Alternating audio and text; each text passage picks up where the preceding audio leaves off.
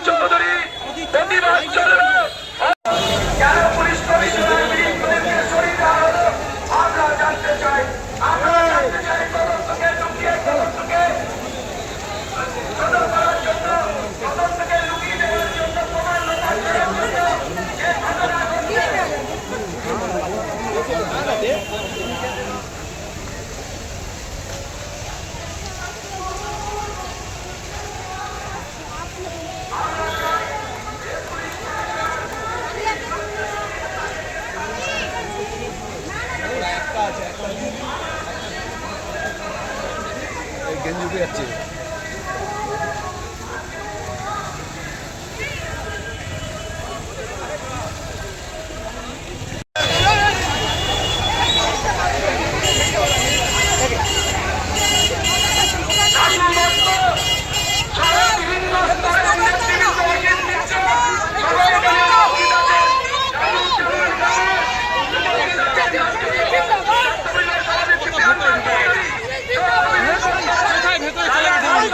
এই যে বাংলা কি সুন্দর হয়েছে দেখতেই পাচ্ছেন। এ বাংলার সুন্দর দিদির মতন সুন্দরীদের এই প্রচেষ্টায় আরও বেশি সুন্দর হচ্ছে।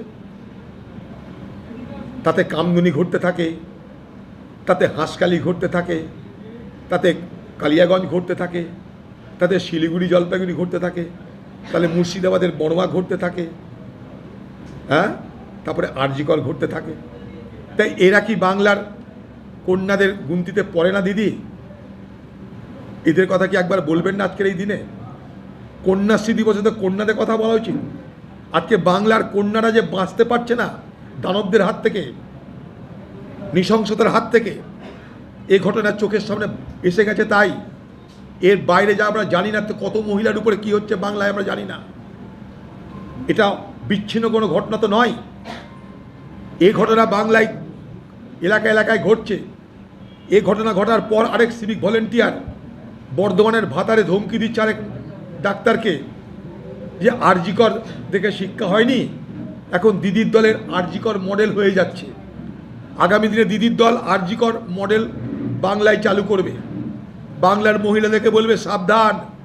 এখন যেমন বলে ভোট যদি না দাও লক্ষ্মীর ভাণ্ডার হবে না, আগামী দিনে বলবে সাবধান, ভোট না দিলে ঘরে ঘরে আরজি কর মডেল নিয়ে চলে আসবো।